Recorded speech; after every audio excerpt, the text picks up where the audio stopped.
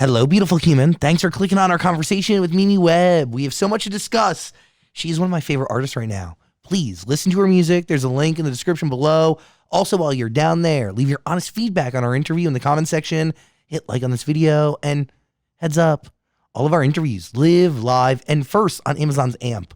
We are reimagining radio. You can make your own radio show if you want. All you got to do is click the link in the description and use the code BeautifulHuman to get in. Okay. Anyway, Mimi Webb, lot to discuss. Let's go.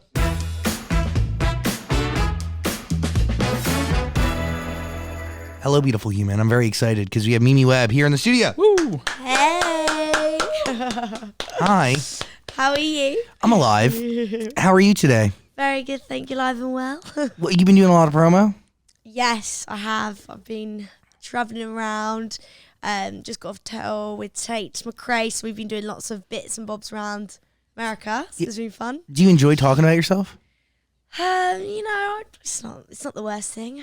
What's the worst part about your job, though, every day? I don't know. I think it's all really great, to be honest. It depends the mood. It really is. It's like if you wake up, do you just want to go to the studio, or do you just want to get on stage, or do you want to do the whole promo thing? Like it's definitely mixed. How often are you going into, how often are you writing? I haven't done as much recently. I did a bit on tour, but I haven't done as much just because of touring. But I'm ready. Do you still keep a diary?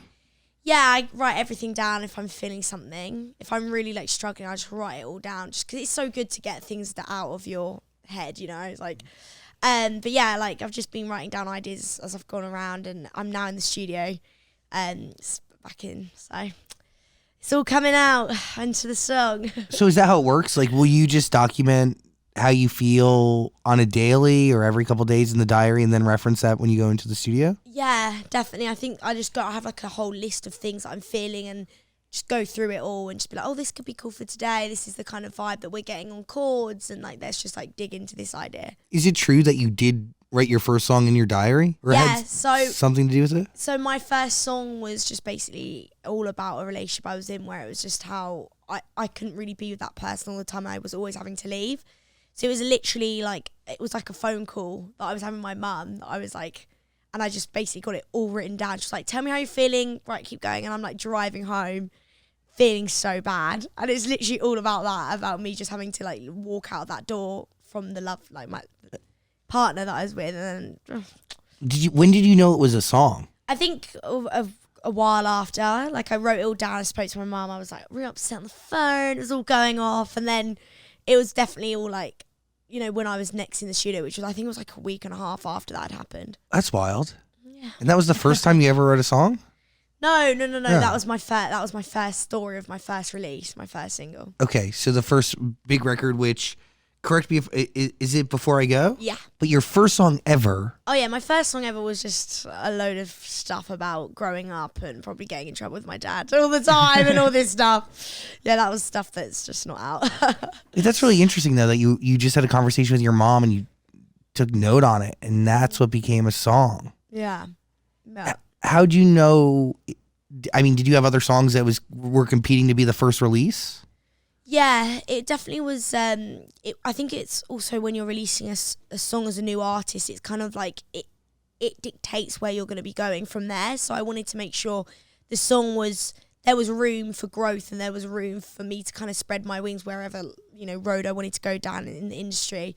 So yeah, Before I Go just felt like the right feel, and it was very open pop song, ballady, emotional, all the kind of goosebumps feel that I love and why I do music. But yeah, it was I think for me it felt the most real in that time, and yeah, it just felt like a good thing to just start off of and kind of see where it goes from there. Do you heal after it's finished or after it comes out? Yeah, I think as a writer you do have to hold on to things a lot longer than other people would want to do, and I think once the song's out, and because you're writing about a situation so many times, it really just makes you just get fed up of it, and you're just so over it because you've just gone in and done it again and again and spoken about the same thing, and then you end up just being oh, I've just kind of ruled it out now and done it all, so there's just no point still talking about it. Do you feel like you were going into the studio trying to write the songs about the same stuff? I do have times where like I'm going through something and I'm like talking about it from different angles. Yeah. Interesting. Do you get finished songs out of like all the angles? It depends. Sometimes it's finished, sometimes it's not, and then you have to revisit, and that's probably the harder process, is going back to it when you're just kind of over it and you're done with it because you've just really milked it. And then you're just like, oh, I've got to go back to that space. How do you know what song's worth going back to and what songs aren't? And is there an example like of a song that like you did maybe from different angles and like you let sit and then went back to and had to like re-enter that headspace? Yeah, there's been times where we would write like something. Say if I go in and I'm like, right guys, this is what's going on.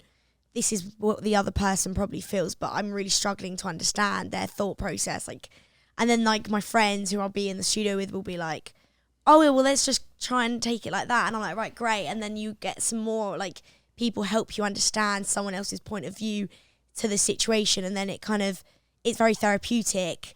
And then you're also kind of, diving in and taking a complete different angle of it. And then, it's just kind of like you understand the whole situation. A song like House on Fire, there's a lot of great detail in that. I'm assuming you weren't really planning on setting somebody's house on fire? Oh, no, yeah. Made that bit clear. It was very tongue-in-cheek, character myself. And to be honest, I just wanted to do something where I just fully went for it and I wasn't holding back lyrically. And I think that's the real fun in House on Fire. And yeah, it was just like basically a story I completely just... Yeah, it was a story that just completely got pushed and pushed to the point where I was like, wow, if this actually happened, this is actually crazy. Yeah, the details it's really creative. Yeah. But is it stemming from an actual situation? No, it's very much a feeling. Everyone involved was just very much like, oh my God, this feels so good. And it also just like, there's no boundaries, and I think it just started to fold more and more into this kind of big, crazy story. And then for me, like, I wanted to add like a middle eight as well to this song. I was like, right, I feel like there needs to be something where it kind of is a little bit more lighthearted and it kind of ends it in a nice way. So the middle eight is like, the getaway driver, she's not going to be there anymore. Like, and I just feel like we needed that ending just because it's quite harsh. What starts that song? Like, where does it begin? It starts with a police officer and myself having a discussion about trying to get myself out of trouble. But in the studio, like, who comes up with that idea? Who walks into the room with it? Well, it's just like, we were all just having such a laugh, and I think, wrote with these people for a long time, the guys I wrote it with, and it was just kind of like, when you start, it doesn't stop, and it's just like fire. And also, the guys I wrote with, I trust their instincts so much, and we've got so many tunes in the locker that we wrote. And out of all the songs we've done, it was kind of like, we just want to have fun now, and just kind of like, we've been in the studio so much, let's just really go for it. So, so it's just so fun to be able to take a whole bunch of your friends and like all just go mental and like fully go for it and like have no boundaries. And yeah, it kind of went there without realizing how or why it kind of went to that extent. Are you using the same people to do all your music? Like, did they do Before I Go and Reasons? Or No, it's all mixed. I have a lot of different writers that I write with for different songs. A lot of the time it is just kind of like, oh, this session's been put in, I'm writing with 2 other people, and then we just write a massive song and it's like out in the next, it just gets dropped. And then you end up writing with those people more and more towards, bigger projects. Yeah. The guys on House on Fire are people that I've wrote with a lot, I've known for years, and I'm very excited to write, we're writing some more stuff, which is super cool. How many songs did you have like that were ready to go out before I Go? Because that comes out in 2019, right? Yeah, so that, I probably had like 60 songs, I don't know, a lot of songs. I'd been writing for years before I Go had dropped. Wow. So when do you want to pursue music officially? Because you were on EastEnders too. Yeah. So like, was there a moment where you thought, this is something I need to pursue in a very legitimate fashion? Yeah, I think, I just loved writing and I loved being in the studio, and it was, for me, doing the acting and the musical theatre and all of that, it's so competitive and like there's so much going on behind stage. So for me to be able to be in the studio and write with other people, jump on people's ideas, them jump on my ideas, have that environment of like a family, that's what I always loved to do. And I think when I started to produce songs that were actually good, I was like, okay, right, let's actually just drop it and see what happens. And then I just feel like every time you grow it, it's like a muscle you're training. So you grow as a writer throughout the process. And I think, I've been writing for so many years now. Then actually writing as a signed artist at 18 was completely different to writing just in my bedroom for fun, to then actually being in these big rooms with big writers, and you're actually listening to other people and you're taking in other people's ideas as well. It's like, it becomes a completely different way of writing, and it's more of a family, and it's nice because no one's competing with each other, and it's not like, I've got the better idea. It's like, wait, that's sick. Here's this that I also think could go really cool with that next bit. Like, that's how it really is, it forms. And it's so great, especially with House on Fire, because that's how we played it, and it was just a whole group thing of us all just having a laugh. Was it competitive? Because you went to two really incredible schools, right? You went to the Brit School, and then you went to the British Institute of Modern Music. Yeah. I mean, really hard to get into. Like, Adele went there, correct? Yeah. Amy Winehouse. Yeah. The legends. Yeah. Casual stuff. You're next. So I'm assuming there's competition, right? Like, those hallways are not the most collaborative or Yeah. I mean, kind. I think the writing part, because I did songwriting, so that is very more collaborating and all that jazz. But there's a lot of vocalists, and it's all very much like, some people didn't write, some people weren't involved in that environment of, like I said, the whole family feel of creating something together. It was, there was the different groups, it was the different kind of, what people would get up to. And I think the more, as you grow in the industry, the more big professionals you meet, and the more you realise people really do know how to do a session and how to get a great song out of it. And you learn from those people. But do you learn how to make a song by going to school, like going to these two schools? Yeah, so at BIM, you would literally write a song every week, and then at the end of the week on the Friday, you'd perform it to everyone. That's cool. Wow. So you'd write a song a week, basically, and it'd be like, you'd get like people give you back notes, and there was like people back and forth just listening and like sharing your ideas, and them sharing their ideas to what they think you could maybe change chord wise, what could maybe sound better melody wise. So it does really, fun. it is the building blocks of a session, right? Yeah, exactly, yeah. And then when you actually get in with the people that have written hits after hits, you're like, oh my gosh, this is like, I've got to really pull out the skills here. Like, I've really got to try and like, and also it's like also having confidence to saying what you think, because no one's right, and like even the top people, they're not always going to know exactly what is like, and they know that they're so professional that they know that, oh, maybe actually this isn't the best idea, what do you reckon? And as the artist, going in the rooms and taking control of those sessions and sharing your ideas, because I love writing and that's where I started. You've got to have that confidence to kind of get what you want out of it. Dumb Love is one of my favorite songs. It is so good. Where does this stem from? Like, is there a note in your phone that you can trace back to the creation of the song? Dumb Love was so much fun. I think, it was even like 3 months of the process of then like actually getting the vocal I was happy with, because for me, Dumb Love also is like a very powerful, big song. Goosebumps moments. So I really wanted to sell it and make sure that vocal just felt really strong.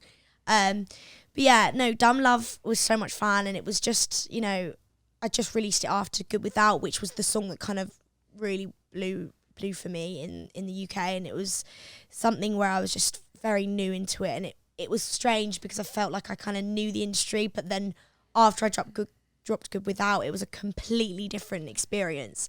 So then Dumb Love coming out with that after, it was just like a very exciting thing, because everyone was like, what's she going to drop next? What's going to be next? Are you nervous to drop a song in that moment? Yeah, 100%. Because you just think like, is it going to have the same reaction? And it's all the numbers, and it's the chart positions, and it's like, that's just how it is the business. That's how the business people are going to think. And it's kind of like, you just get nervous because you're like, is it going to react the same way? Also, the fans, most importantly, are the fans going to love it? Are they going to understand where I've gone with this? And is this the right move?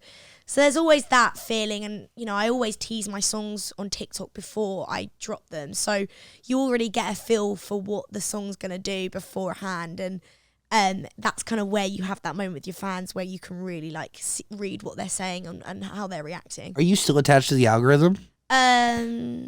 What like? Like just TikTok in general. Like, do you use it as a? Yeah, I have. Yeah. I'm very much attached to the. I love that, the algorithm. That's what I'm going to call it. The social algorithm. Yeah, I am, and I think it's great because I started releasing in the pandemic. So for me, that was the only thing I had to go to. Mm-hmm. I couldn't do the promo and all the the bits that come with it. I was very much just kind of stuck in home, and yeah. So for me, it's just been the natural way I've ended up doing it. I haven't been a traditional artist. I haven't done it the traditional way. I've only started to really do the traditional stuff, but it's all been very, crazy just to see numbers on your phone, and that's kind of what you're led by. Are all these songs connected to one relationship? Before I Go, I'll Break My Heart Again, Reasons, Good Without You, Dumb Love? Yeah, there's 2 relationships. It's probably put, mix around. Between the 2 of them? Yeah. A song like Good Without You, that's like a message, right? Yeah. One message like that you need to hear, I'm sure, but also to somebody. Yeah. Yeah, no, so Good Without, I actually wrote on Zoom at the start of 2021 or 2020. When did it come out? Yeah, Sorry, 2021. Good Without. 2021, and I remember it was the first Zoom session of the year, and I was like, I just want to write a bang, like a big ballad where I just end this chapter, because to that point I'd been writing a lot about the same person in my past, and I just wanted to have it out, done, and just be like, it was kind of like the closing chapter for me.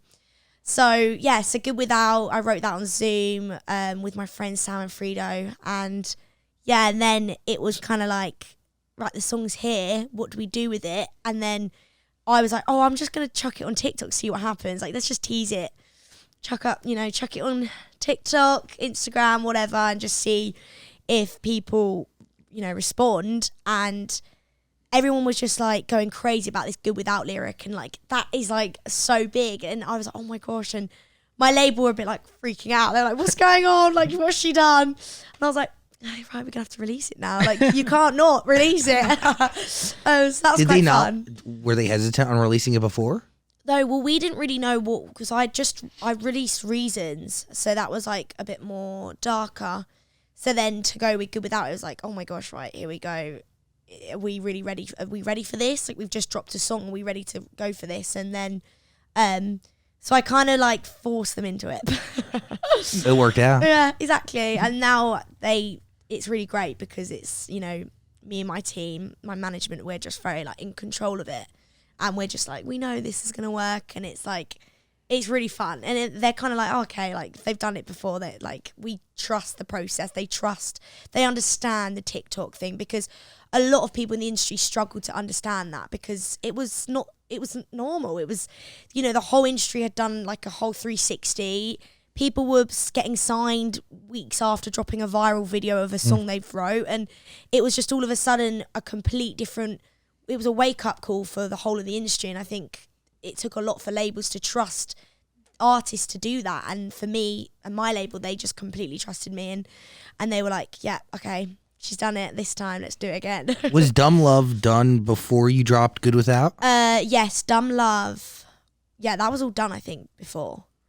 I think we were going to drop that, actually. Yeah, we were going to drop that before Good Without. I think that was going to be the next song. And then when I did Good Without, because I just wrote it and I was like, oh, let's just chuck it on and see what it, like, just for fun. Thinking like, oh, I've just been out of a Zoom sesh, like the studio, like let's just like, let's do it. And then I just posted it, and then I was like, right, guys, we're gonna have to push Dumb Love back. Yeah, I think that was what happened. Wow. Thinking back to that. Yeah. So that song really changes your life. Yeah, completely. What does that song teach you? To believe in myself. Like, it was just a moment where there was no plan around it. No one knew what I was doing, and I just wanted to do it, and I did it without telling anyone, and and that was out of my own gut instincts of where I believed my career was going and where my music was going. And yeah, I think people grew my label, like, and everyone grew respect for me for it, and being like, okay, right, she knows what she wants and she knows how she's going to do it. Do you trust your gut moving forward more? Yeah, 100%, 1000%, hands down. That's a pretty cool feeling. Yeah.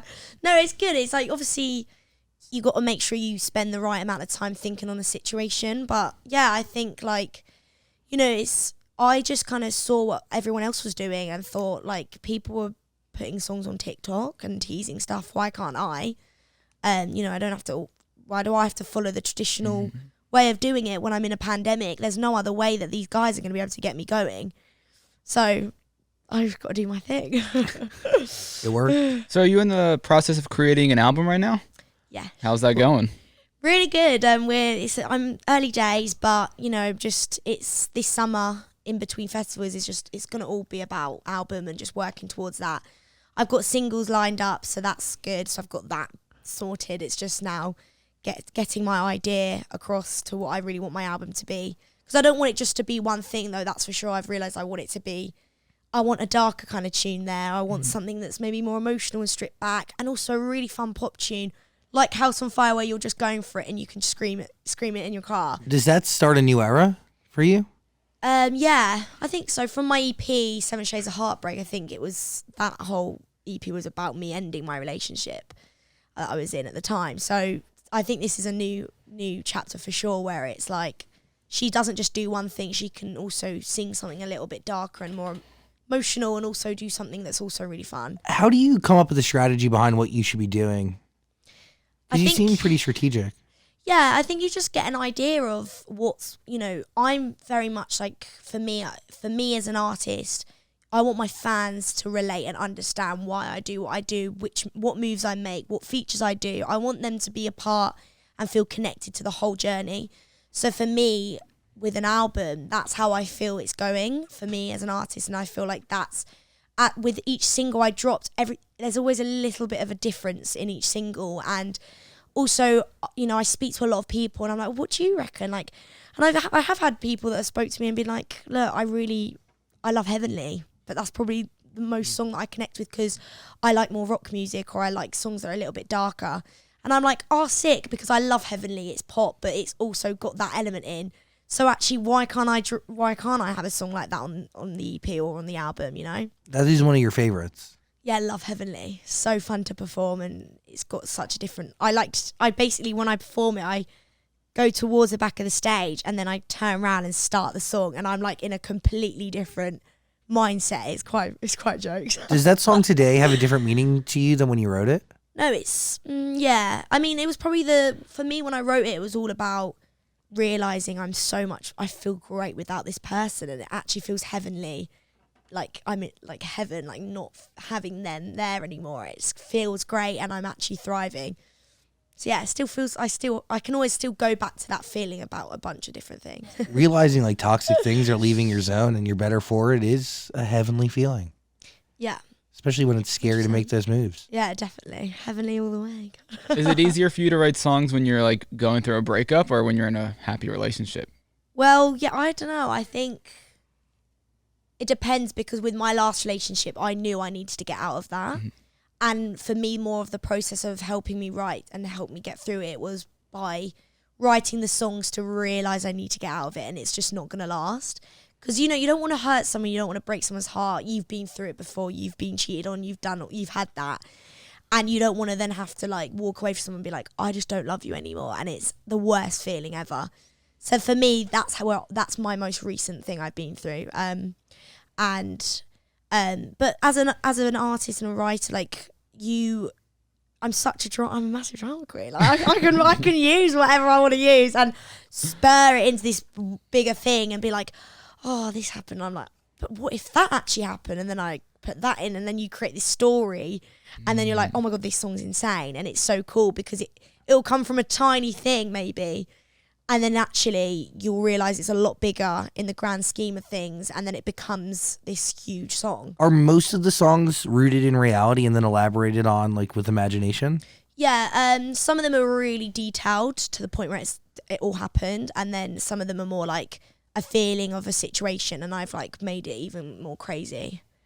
Like House on Fire is like very crazy. Yeah, pushed to the limits for sure. And all the guys involved are just insane writers, so they just know how to do that in a safe way. That's really good. Yeah. So, well, according to your Instagram, you're in a happy relationship now. When you go into a studio, do you have things to write about in that relationship, or do you just say, okay, this is going too well, I got to revisit the old stuff? Yeah, I do actually. It's actually hilarious. My boyfriend, he'll always be like, oh, you can use that, aren't you? You're going to go use that. Like, we'll have like we had like a little argument a few weeks ago. It's like, was silly. It was like over the weekend, and he, I was like, right, going to the studio, and he's like, of course you are, of course you're going to the studio. Like, he finds it hilarious, and it actually fixes things, because it actually makes us kind of think it really isn't that bad. Like, it's fine. It's like, come on, we're just human. We're gonna say things that are just silly and like whatever. But yeah, he always says, oh, I bet you're gonna go use that, and it's really cool, because I think he knows that I can use all the things that happen, and even the great things. I write great songs, like happy songs, that just haven't seen the light of the day yet, but it's coming. But are you inspired by the relationship? Have you crafted songs about it? Yeah, lots of songs, yeah. And especially about our age, because we're really young, and it's great. And it's like, that for me is like a whole storyline. I could write about that for a year. How old are you both? 21. Oh, babies. Yeah. So much very life young. ahead. Exactly. So, How do you meet this person? I met him through a mutual friend of ours. But it's just really interesting, because I actually met him at this, me and my ex-boyfriend met him at this together. Oh, wow. So we met him because we were at a gathering thing, and basically we both, lovely to meet you. And I just really liked him, and like, he was very, like, we just felt very connected. But I was like, I'm a girl that's got a lot of boys as like my best friends. So I always, for me, I never straight away think, I'm just like, they're just a great mate. Like, he'd be a great mate. Like, what a lovely guy.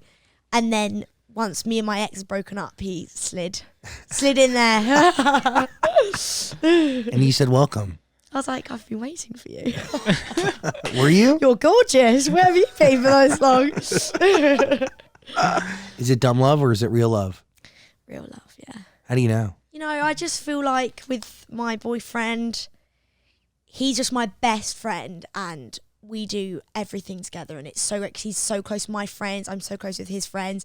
And I just can see a life where, like, we can be together and love each other, and also spread our wings and grow together. I think that's the big thing of growing together and not apart. And I can see myself with him being able to grow, and him being able to grow with me, and us also both smash our careers and do our thing.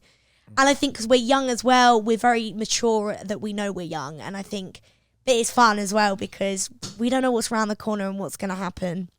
So we're just enjoying it, and and we just like, honestly, like, best friends. And when we met, everyone even said to us, they were like, gosh, you two won't stop talking. And I've never spoke to a guy as much as I did that night who wasn't my boyfriend. I was like, oh my gosh, this guy's so great. And everyone pulled us aside and was like, why? There's something there. And then obviously I was in a relationship. Neither one of us would even think that. And then after, it was a bit like, okay, we know we like each other. Mm-hmm. And then we just knew, and it was just something like, we always knew when we met each other as well. We were like, there's something there to explore. Wow. Wonder how your ex feels about that. I know, that's the worst, because I know he would have been actually devastated. Because he was worried as well. I mean, he has to know, no?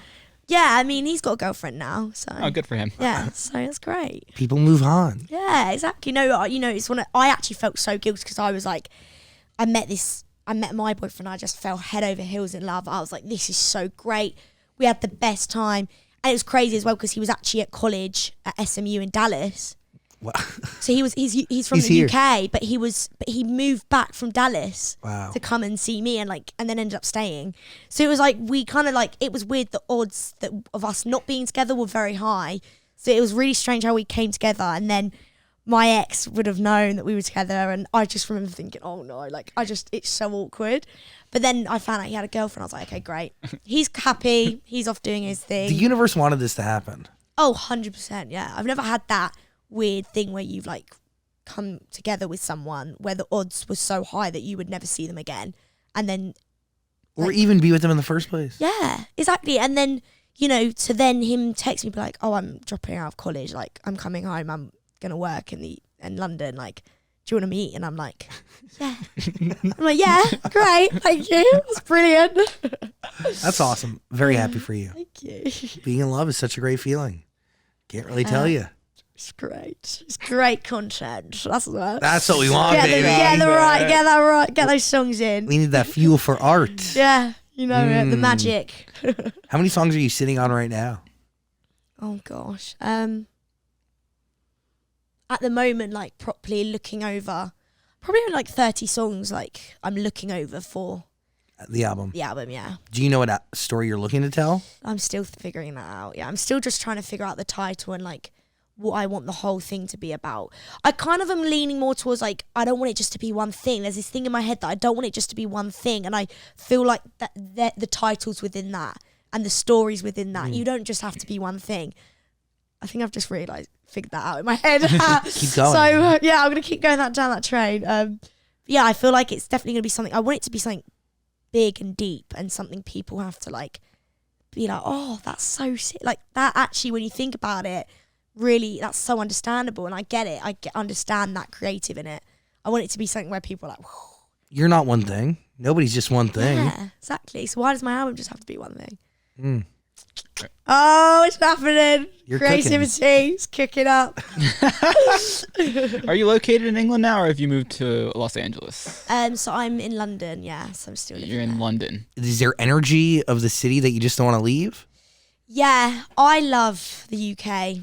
I'm a massive fish and chips girl. I live near Whitstable. It's just a big thing for me. So I love London. It keeps me grounded. It's my home. It's where all my day one peeps are. Peeps? Did I just say that? Yes, you did. I love it. I love London. I moved there October time. So I moved out last year, October. So yeah, I haven't even really feel like I've spent much time in my apartment, so I can't wait to go back. But I do love LA as well. I love being here, but I think why not? I can do both. You can.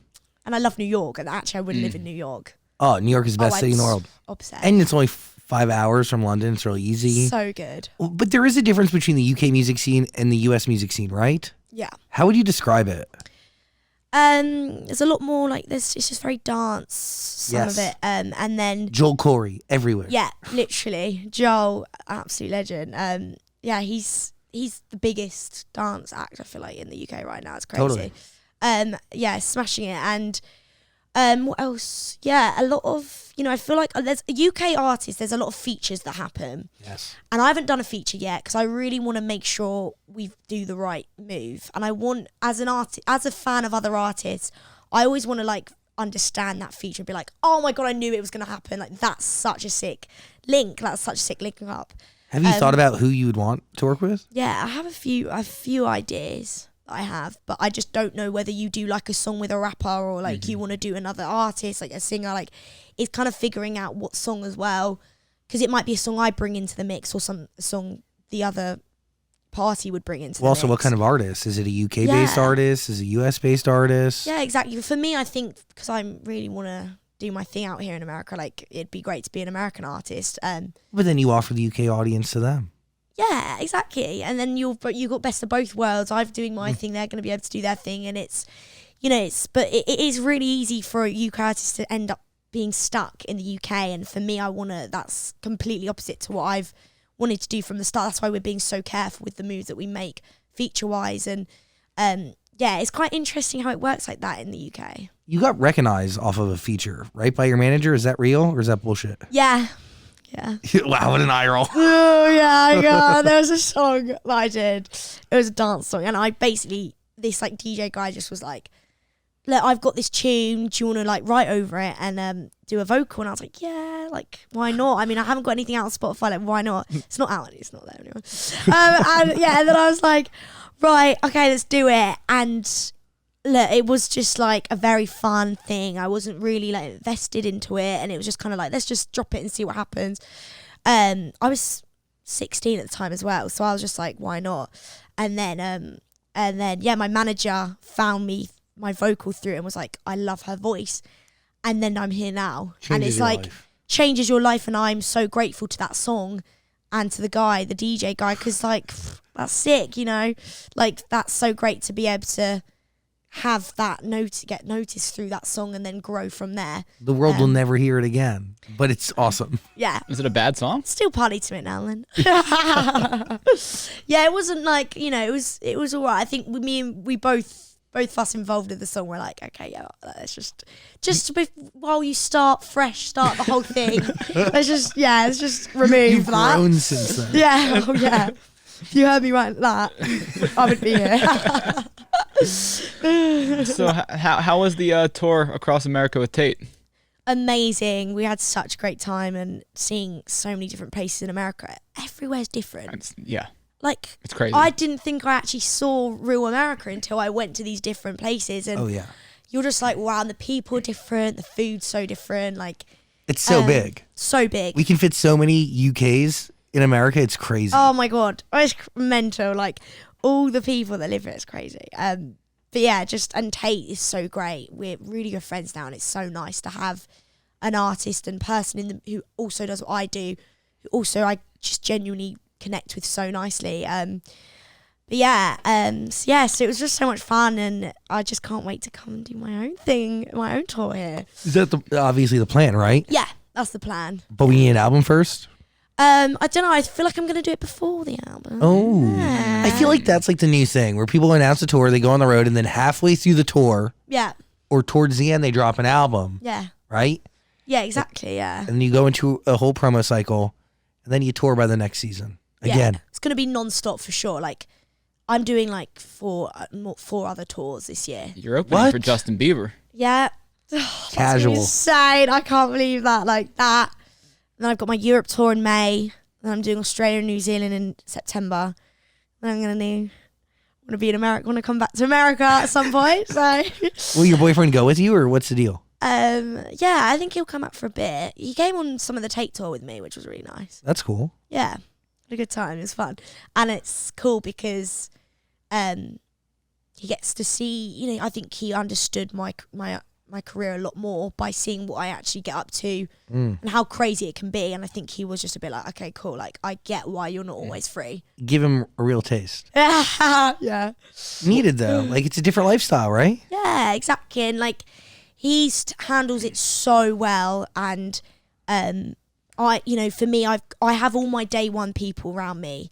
That's it for me. Like, I'm very grounded in that sense of having all of them. I've got my people from the start, and Will's he works with his dad, and it's really great. And he's starting a startup business with him, and he's just a really nice, like, normal, great job. And it's really nice to be also involved in his life and what he does, and then him kind of like dip into like what I get up to and stuff. But it's nice when you have people that don't know the industry and they're not involved in the industry, and then they come in and they get to see more about how it works. But they're not jaded. It's like, you want real.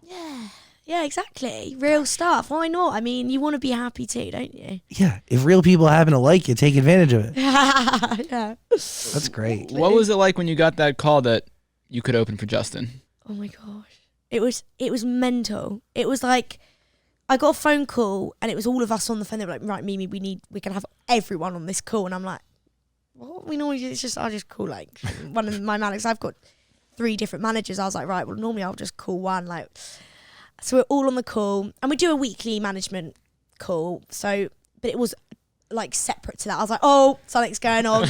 We've got another. I've been called in the office again. What is this? And yeah, they were like, right, Mimi, do you want to go do some shows with Justin Bieber? And I was like, what? No, I was like, surely not. I was like, has it been confirmed? Like, yeah, it's happening. I'm like, I was freaking out, and I didn't know who to tell first. Started telling every random person, Uber driver I was telling that day. And I didn't even tell my own family or friends at that point. I just didn't know who to tell. I was like, this is actually going to happen, like freaking out. And then I told my mum. My mum was like, wait, what? What are you... Is that actually happening? Like, what, Justin Bieber, the guy, you've been to his shows as a kid, are you joking me? And I was like, yeah, Mum, I don't know what I'm going to do or what songs I'm going to sing or actually how I'm going to actually be on that stage in front of that many people, but I'm going to do it. And she's like, then she goes mental, the details up in the air, everything's going crazy, like freaking out. Yeah, it's just mental reliving that. It's like thinking back to that, because I think everyone was just like, this is going to be so great. And also just to be in front of that many people is going to be mental. Yeah. How do you prepare for that? Like, you've never done a show that big, right? No. Is it in Finland? Is that where it is? Yeah, it's massive. It's going to be a really big, and I just think like to be in like stadiums as well. Like, dude, hearing House on Fire in that size of stadium is going to be awesome. Oh, I can't wait. It's going to be so cool. I always do that when I go to a show. I'll check out the speakers. I'll be like, how are the speakers doing? Well, are we ready to turn it up? By the way, please listen to Mimi Webb's music. There's a link in the description below. Highly, highly, highly recommend.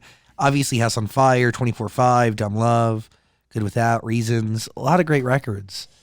Truly, like, you have a lot of, like, there's a lot of quality songs under your belt. You don't just got one or two. Bravo. Oh, thank you so much. No, yeah, it's fun. I'm just so excited to grow more as a writer and an artist and see where it goes. You know, it's just kind of like Some TikTok artists, they're able to get one. Like, yes, it's not easy to get one hit ever. yeah, But, like, if you do it long enough and you keep shooting your shot, you can maybe get there.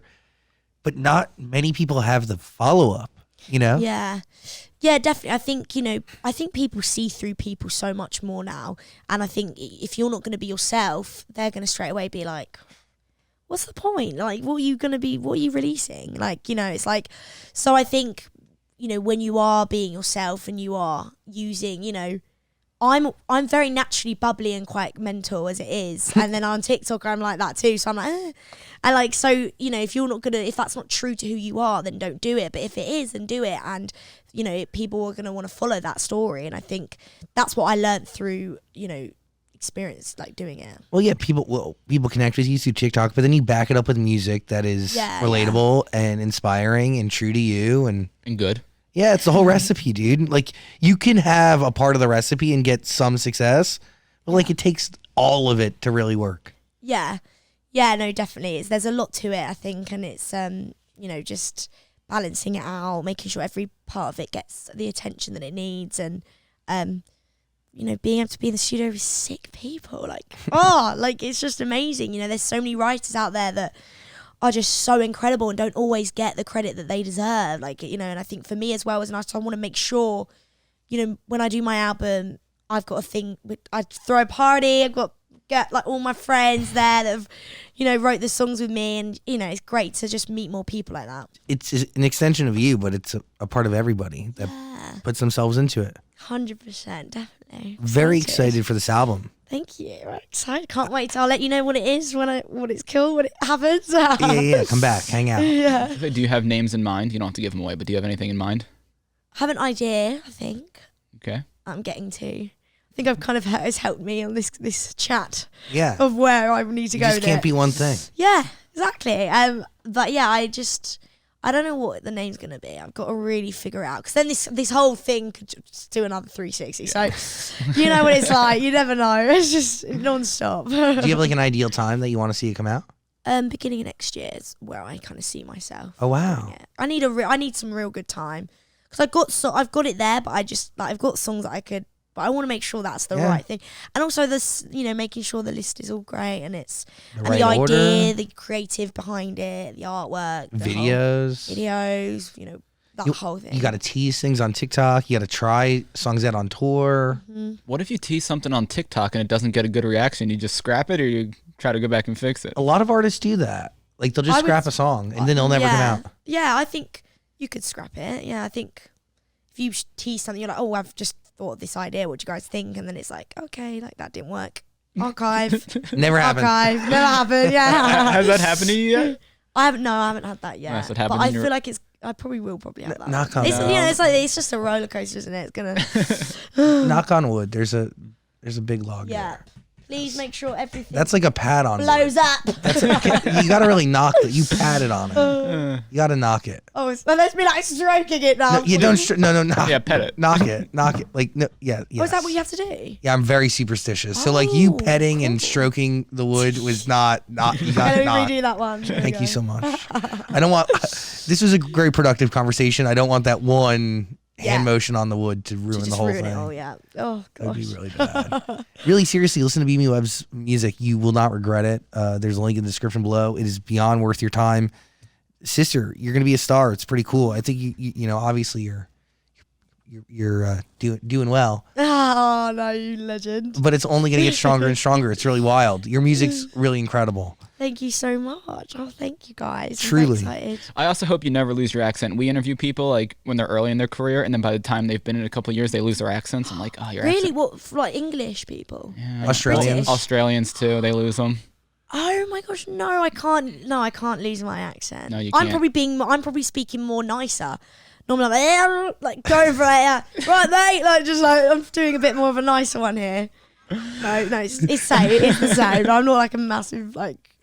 Yeah, no, I'm not like my dad that it just goes like mate like 100 times in one sentence. Who your dad does? Yeah, he's like proper like he's from Kent, Gravesend. It's all a bit, a bit more. A little rougher? Yeah, a little rougher. Yeah, Okay. rough around the edges. But yeah, no, I think because of that, I've got my dad. I'm not gonna lose that real British accent. Perfect. That's the Garden of England, Kent. Wow.